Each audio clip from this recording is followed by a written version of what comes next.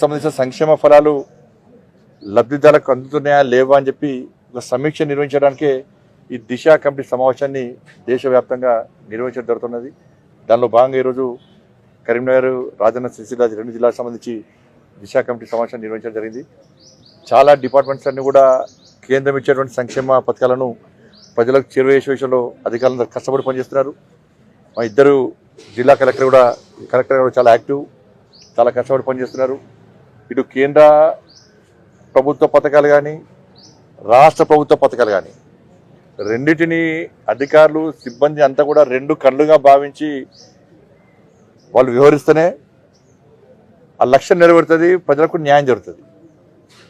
కానీ ఒక్క కన్నుతో చూస్తే అది స్వార్థమవుతుంది, ఆ లక్ష్యం చేరుకునేటువంటి ప్రయత్నం జరగదు. కాబట్టి అందుకే అధికారులు కూడా విజ్ఞప్తి చేయడం, అధికారులు చాలా కష్టపడి పనిచేస్తున్నారు. అయినప్పుడు కూడా అందరం కలిసి ఏదైనా మొన్న అయిపోయినా మళ్ళీ చెప్తున్నా, కరీంనగర్ పార్లమెంట్ నియోజకవర్గాల్లో అన్ని పార్టీల నాయకులతోని, అన్ని పార్టీల ప్రజాప్రతినిధులతోని అభివృద్ధి విషయంలో కలిసి పనిచేయడానికి సిద్ధంగా ఉన్నాం, కలిసి పనిచేస్తున్నాం కూడా. ఎందుకంటే చుప్పదాన్ని చూసి మీరు చుప్పదాన్ని సత్యం గారు పిలిచిన వెంటనే ఇద్దరు వచ్చి రోడ్డు ఇనాగ్రేషన్ చేసినాం. మేము మానకొండ ఎమ్మెల్యే గారు పిలిచిన వెంటనే అక్కడ రోడ్డు ఇనాగ్రేషన్ చేసినాం. కాబట్టి ఇంకా నిధులు తీసుకొస్తాం. ఎందుకంటే గౌరవ ఎమ్మెల్యేలు అందరూ కూడా రిక్వెస్ట్ చేస్తున్నారు, కేంద్రం నుంచి ఈ నిధులు రావాలి, ఈ రోడ్ శాంక్షన్ కావాలని చెప్పి చాలామంది ఇతర పార్టీ, ఈ పార్టీ, ఆ పార్టీ కూడా అందరూ ఎమ్మెల్యేలు రిక్వెస్ట్ చేస్తున్నారు. కాబట్టి నేను కూడా కేంద్రంతో మాట్లాడి గతంలో నిధులు ఏ విధంగా చేస్తున్నాం అందుకంటే రెట్టింపు నిధులు తీసుకొచ్చే ప్రయత్నం చేస్తున్నాం. అందరం కలిసిమెలిసి కరీంనగర్ పార్లమెంట్ నియోజకవర్గాన్ని రాజకీయాలకు అతీతంగా అభివృద్ధి చేసే ప్రయత్నం చేస్తున్నాం. దానిలో అధికారులు కూడా సహకరిస్తున్నారు. ఇంకా సహకరించాలని చెప్పి అధికారులను కోరడం జరిగింది. అధికారులు చేస్తున్నటువంటి వాళ్ళ రిపోర్ట్ మొత్తం కూడా తీసుకోవడం జరిగింది. వారి యొక్క సూచన సలహాలు, మా యొక్క సూచన సలహాలు రెండు కలిపి అభివృద్ధి చేసే ప్రయత్నం చేస్తాం. ఆర్ఓబి సంబంధించి అంటే వాళ్ళకు ఏదైనా టెండర్లో ఒక పీరియడ్ ఉంటుంది, ఈ డేట్ లోపల కంప్లీట్ చేయాలని చెప్పి. ఆ లోపల కంప్లీట్ చేయకుంటే తీసుకొస్తుంది. ఆర్ఓబి సంబంధించి కూడా అధికారులు కూడా చెప్పడం జరిగింది. ఏమైందంటే ఆర్ఓబి ఆ పక్కన సర్వీస్ రోడ్ లేకపోవడం వల్ల ప్రజలు ఇబ్బంది పడుతున్నారు. దానికి నేను మొన్ననే ఈఎన్సీ గారితో మాట్లాడి 36 లక్షల రూపాయలు శాంక్షన్ చేస్తున్నాం. దానికి 36 lakhs శాంక్షన్ చేసి పక్కన రోడ్ వేయడానికి, service road tender process start అవుతుంది. ప్రజలకు ఇబ్బంది కాకుండా ఆర్ఓబి పూర్తి ఎవరు కూడా ప్రజలకు ఏ ఇబ్బంది కాకుండా పక్కన సర్వీస్ రోడ్డు కోసం 36 లక్షల రూపాయలు శాంక్షన్ చేసినాం. అది అతి త్వరలో టెండర్ కాబోతున్నది. దాంతోపాటు వారం రోజుల పాటు దాంతోపాటు రోడ్ సంబంధించి సిఆర్ఎఫ్ సంబంధించి నేను పోయినసారి 700 కోట్ల రూపాయలు తెలంగాణ రాష్ట్రానికి వస్తే గతసారి కరీంనగర్ కాన్స్టిట్యున్సీ, కరీంనగర్ పార్లమెంట్ నియోజకవర్గానికి 219 కోట్లు పట్టుకొచ్చినాం మనం 18 పనులప్పుడు. మళ్ళీ రెండో విడత కూడా 109 కోట్ల రూపాయలను మనం సిఆర్ఎఫ్ కింద పట్టుకొచ్చినాం. ఈసారి కూడా మళ్ళా మొత్తం కూడా ప్రపోజల్స్ అన్ని కూడా కేంద్ర ప్రభుత్వానికి ఇస్తే వాళ్ళు కోరేది ఒకటే, గతంలో జరిగినటువంటి అభివృద్ధి పనులు పూర్తి కావడం లేదు, అవన్నీ పెండింగ్ ఉండడం వల్ల కొత్త నిధులు ఇచ్చే అవకాశం లేదని చెప్పి కేంద్ర మంత్రి గారు చెప్పిన తర్వాత ఈరోజు అధికారులను కూడా సీరియస్గా ఆదేశించడం జరిగింది. ఎందుకంటే ఈడొక దంద నడుస్తుంది కరీంనగర్ జిల్లాలో. కాంట్రాక్టర్లు అందరూ సిండికేట్ అవుతారు ఇక్కడ.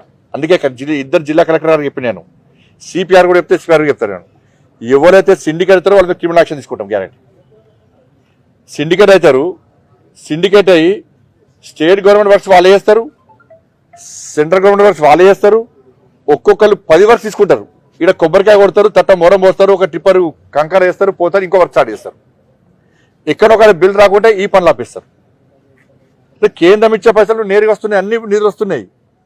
కానీ ఒక్కొక్క కాంట్రాక్టర్ 10 పనులు చేసుకొని ఇక వేరే కాంట్రాక్టర్ రానియరు. ఇక మనం పని చేద్దామని ఆలోచన రానియరు. ఎందుకంటే సిండికేట్ వీళ్ళందరూ కలిసి ఏం చేస్తారు, ఏదో ఒక లీడర్ పట్టుకుంటారు, కమిషన్లు ఇస్తారు, పర్సెంటేజ్ ఇస్తారు, ఆ లీడర్ పట్టుకుంటారు, కాంట్రాక్టర్లు బెదిరిస్తారు, అధికారులను బెదిరిస్తారు, ఎవ్వరు రాకుండా. ఇవాళ దానివల్ల 18 వర్క్స్ శాంక్షన్ అయితే ఒక 3 వర్క్సే కంప్లీట్ అవుతున్నాయి, 12 వర్క్స్ శాంక్షన్ అయితే 2 వర్క్సే కంప్లీట్ అవుతున్నాయి.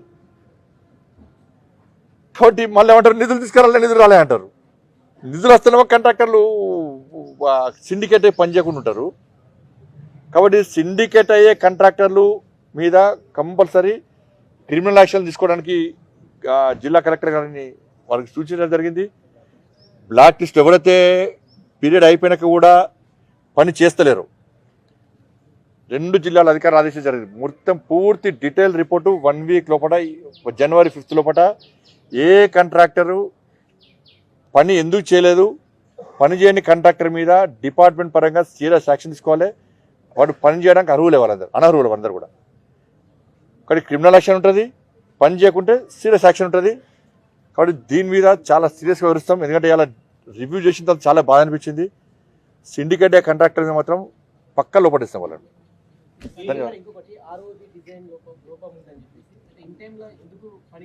ఇన్ టైం కాదు, టైం ఉంది, దానికి పని అవుతుంది. డిజైన్ లోపం ఏం లేదు, డిజైన్ లోపం ఏం లేదు. దానిలో మధ్యలో కాంట్రాక్టరు కొంచెం ఇబ్బంది పడి దానివల్ల ల్యాండ్ అక్వేషన్ అక్కడ చేయడం వల్ల చిన్న చిన్న ఒక మార్కింగ్ వల్ల ఇబ్బంది వస్తుంది తప్ప డిజైన్ వల్ల ఇబ్బంది లేదు, ఫండ్స్ వల్ల ఇబ్బంది లేదు. ఎందుకంటే 100% ఫండ్స్ సెంట్రల్ గవర్నమెంట్ ఇస్తున్నది. అంతకుముందు 20% సెంట్రల్ గవర్నమెంట్ ఇవ్వాలి, 80% స్టేట్ గవర్నమెంట్ ఇవ్వాలి. ఆ కేసీఆర్ ప్రభుత్వం ₹1 ఇవ్వలే. ఇవ్వకుంటే దాన్ని సేతు బంధానికి మీదకి మార్చి 154 crores సెంట్రల్ గవర్నమెంట్ పూర్తి 100% సెంట్రల్ గవర్నమెంట్ ఇచ్చింది. నిధులు వస్తున్నాయి. పని వాళ్ళకు కట్ ఆఫ్ డేట్ ఉంటుంది కాబట్టి దాని ప్రకారం వాళ్ళు పని చేస్తూ ఉన్నారు. కాబట్టి ఆ పీరియడ్ అయిపోయింది అనుకో ఇబ్బంది వస్తుంది. ఆ పీరియడ్లో కూడా కంప్లీట్ చేస్తారు పక్క. ఒక సర్వీస్ అవుతా ఇబ్బంది వస్తుంది కాబట్టి దాన్ని కూడా 36 lakhs శాంక్షన్ చేస్తాం కాబట్టి అది కూడా ఇబ్బంది ఉంటుంది. చేస్తున్నాయి అది గంగాధర సంబంధించి ఇప్పుడు కరీంనగర్ జగిత్యాల నేషనల్ హైవే మనం శాంక్షన్ చేసినాం కాబట్టి అది టెండర్ ప్రాసెస్ ఉంది కాబట్టి దానిలో భాగంగా అక్కడ కూడా సేమ్ అవుతుంది. నేషనల్ హైవే వల్ల చేస్తారు దాన్ని. ధన్యవాదాలు. ఏం వైఫల్యము చెప్పాలి, వైఫల్యం చెప్పాలి కదా.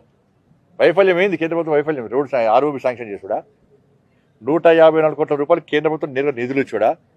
ఇప్పుడు 36 లక్షల రోజుతోనే రోడ్డు సరే లోకల్ ఉండి ఇంకా సర్వీస్ కూడా వేసే దమ్ము లేదు వీళ్ళకు.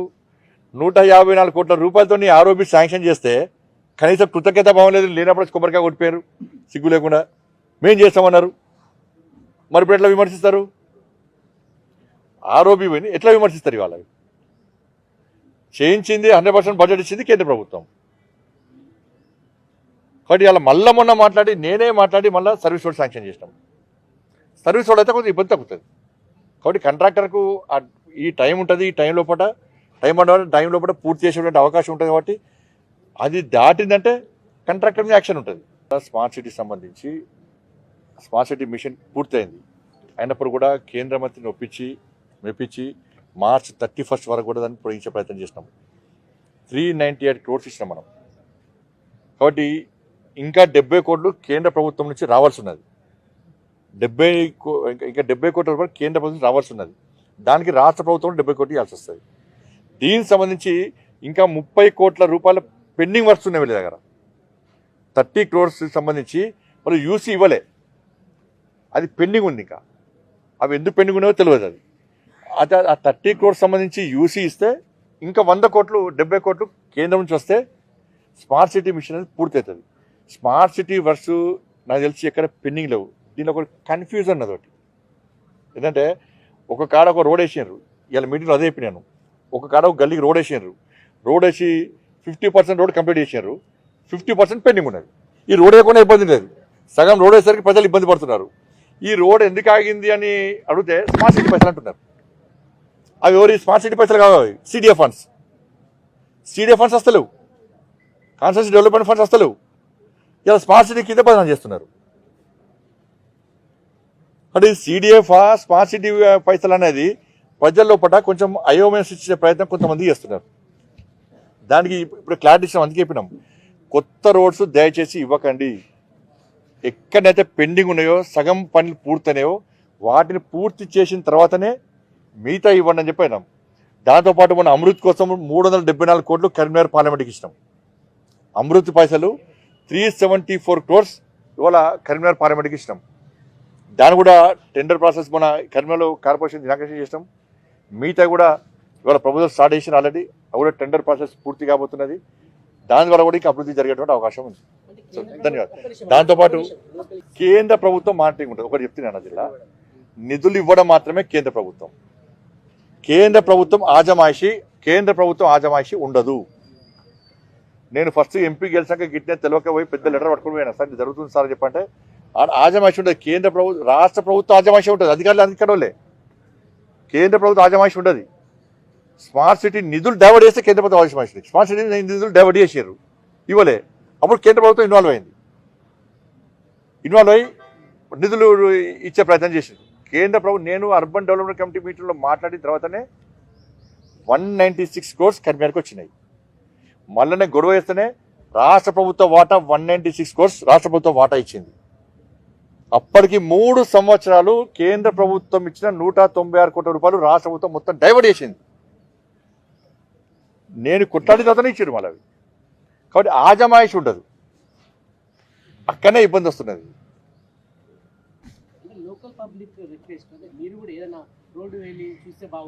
నేను పోయినా ఇప్పుడు అందుకే మాట్లాడిన వాళ్ళ నేను మంగళవారం పోయినా మొన్న రోడ్డు ఇలా మాట్లాడింది అదే. నేను ఫీల్డ్ మీద తిరుగుతున్నా కాబట్టి మంగళవారం పోయినా మొన్న పోయినాక 50% రోడ్డు ఉన్నది, మిగతా రోడ్డు లేదు. ఇది ఏందమ్మా స్మార్ట్ సిటీ పైసలు అట్లా అంటున్నారు వాళ్ళు.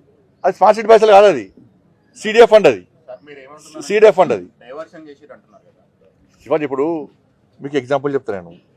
ప్రధానమంత్రి ఆవాస్ యోజన ఉన్నది, 2,40,40,000 ఇండ్లు శాంక్షన్ చేసిన తెలంగాణ రాష్ట్రానికి. శాంక్షన్ చేసినాక ఏమైంది, శాంక్షన్ చేసిన అమౌంట్ కూడా ఇచ్చేసినాం మనం. ఇచ్చేసినాక అప్పుడు రాష్ట్ర ప్రభుత్వం ఏం చేసింది, మేము 2,40,40,000 మందికి ఇండ్లు ఇచ్చేసినామని చెప్పి అన్నారు, అనామతికి ఇచ్చేసిందని చెప్పి అన్నారు. అప్పుడు మేమేం చేసినాం, సరే 2,40,40,000 మందికి ఇండ్లు ఇవ్వలేరు, ఇదంతా ఫేక్ అని చెప్పి అన్నాం.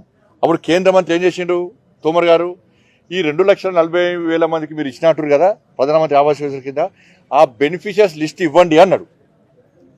రాష్ట్ర ప్రభుత్వం బెనిఫిషియర్ లిస్ట్ ఇవ్వలే, ఏది గత ప్రభుత్వం ఇవ్వకూడదు. అప్పుడు కేంద్ర మంత్రి ఏం చేసిండు, మీరు వెంటనే మా పైసలు మాకు ఇవ్వాలి, ఏది ప్రధానమంత్రి ఆవాస్ యోజన కింద కేంద్ర ప్రభుత్వం రాష్ట్రానికి ఇచ్చిన నిధులు మొత్తం వాపస్ ఇవ్వండి, లేకుంటే బెనిఫిషియర్ లిస్ట్ ఇవ్వండి అని చెప్పి అన్నాం. అప్పుడు రాష్ట్ర ప్రభుత్వం ఏం చేసింది, లాస్ట్కు ఈ లోపల ఇసుకుగా ఈ లెటర్ల ద్వారా టైం అయిపోయింది, మారింది. సేమ్ ఈ 196 crores కూడా అదే పరిస్థితి. కాబట్టి ఎక్కడైతే డైవర్ట్ అవుతుందో, డైవర్ట్ చేసినప్పుడు రాష్ట్ర ప్రభుత్వం దృష్టి కేంద్ర ప్రభుత్వం తీసుకొచ్చినప్పుడు మా దృష్టి కోసం మేము రాస్తున్నాం. అవి మాత్రమే రాష్ట్ర ప్రభుత్వానికి చిత్తశుద్ధి ఉండాలి. వాళ్ళు ఇయ్యరు, ఇచ్చినాయి ప్రజలకు ఉపయోగపడే విధంగా వాళ్ళు వివరించారు. ఇవాళ కేంద్ర ప్రభుత్వం ఒక నిబద్ధత ఉన్నది, ఒక ఆలోచనతో ఉన్నది. ఈ పైసలు ఈ స్కీమ్కి ఇవ్వాలి, ఈ పైసలు ఈ స్కీమ్కి ఇవ్వాలి, ప్రజలకు లబ్ధి చేకూర్చాలని చెప్పి ఇస్తున్నాం మనం. దాన్ని గత రాష్ట్ర ప్రభుత్వం మొత్తం ఎక్కడికక్కడ డైవర్ట్ చేసి పెట్టింది. ఇప్పుడు ఆర్ఓబి చెప్తి, స్మార్ట్ సిటీ చెప్తి, ప్రధానమంత్రి ఇట్లా అనేక నిధులు డైవర్ట్ చేసారు. వాళ్ళ అరే 14th ఫైనాన్స్ 15th ఫైనాన్స్ పైసలతోని గ్రామ సర్పంచ్ గ్రామ పంచాయతీ బిల్స్ లేబర్ వాళ్ళ పైసలు ఇచ్చారు, ఎవరికి ఫీజులు కట్టించారు, వాళ్ళ శాలరీస్ ఇచ్చారు, కరెంటు బిల్లు కట్టారు.